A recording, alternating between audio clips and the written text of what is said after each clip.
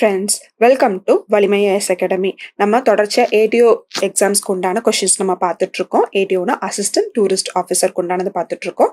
So வாங்க இன்னைக்கு நம்ம ஃபோர்த் செட்க்கு உண்டான கொஷின் பார்ப்போம். So 16th, the total number of members of the permanent committee is. நிரந்தர குழுவின் மொத்த உறுப்பினர்களின் எண்ணிக்கை என்ன? ஸோ இதற்கு சரியான பதில் option. If a hotel has to be verified as a heritage hotel, it would have to pay rupees as a fee of the government.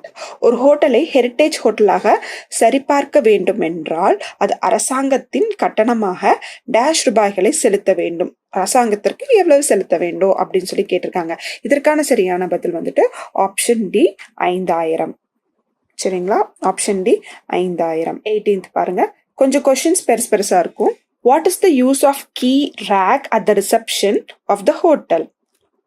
ஹோட்டலின் வரவேற்பறையில் சாவி ராக்கின் என்ன பயன், அதாவது பயன் என்ன அப்படின்னு சொல்லி கேட்டிருக்காங்க.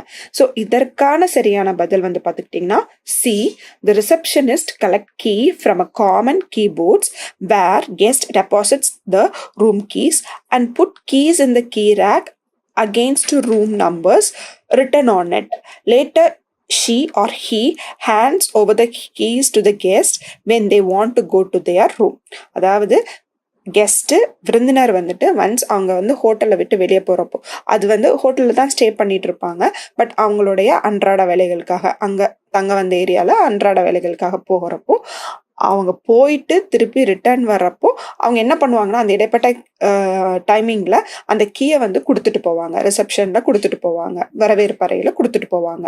ஸோ அப்போ அது எதுக்கு கொடுக்குறாங்கன்னா ஹவுஸ் கீப்பிங் போய் க்ளீன் பண்ணுறதுக்காக போய் கொடுத்துட்டு போவாங்க. ஸோ இதுதான் இதனுடைய ப்ரொசீஜர். ஸோ இது எதற்காக இந்த மாதிரி இருக்குது, கீராக் எதற்காக இருக்குது அப்படிங்கிறதுக்கு உண்டான பதில். So option C. The senior waitress is also called as. Commis de rang. சரிங்களா? மூத்த பணியாள் என்று அழைக்கப்படுபவர் யார்? காமிஸ் தி ரேங்க் அப்படிங்கிறவங்க.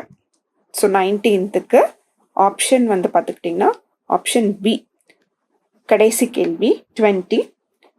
Staff cook is. யார் ஸ்டாஃப் காக் அப்படின்னு சொல்லி கேட்குறாங்க. பணியாளர்களின் சேவல் என்பவர் யார் அப்படின்னு சொல்லி கேட்டிருக்காங்க. இதற்கு சரியான பதில் option B. Cooks food for the hotel staff. Hotel ஊழியர்களுக்கு உணவு சமைப்பவர். ஓகேங்களா? சமைப்பது. ஸோ அவர் தான் வந்துட்டு நம்ம என்னன்னு சொல்லப்படுறோம்? எஸ், அவரை தான் வந்துட்டு ஸ்டாஃப் காக் அப்படின்னு சொல்லப்படுது. ஸோ இன்னைக்கு நம்ம 5 கொஷின்ஸ் பார்த்துருக்கோம். வலிமை ஐஏஎஸ் அகாடமியில் ஏடிஓக்கு உண்டான அட்மிஷன்ஸ் போயிட்டுருக்கு. போத் ஆன்லைன் அண்ட் ஆஃப்லைன் போயிட்டுருக்கு. அட்மிஷன்ஸ்க்கு கீழே டிஸ்கிரிப்ஷனில் இருக்கக்கூடிய நம்பருக்கு காண்டாக்ட் பண்ணி அட்மிஷன்ஸை ரெஜிஸ்டர் பண்ணிக்கோங்க. தேங்க்யூ.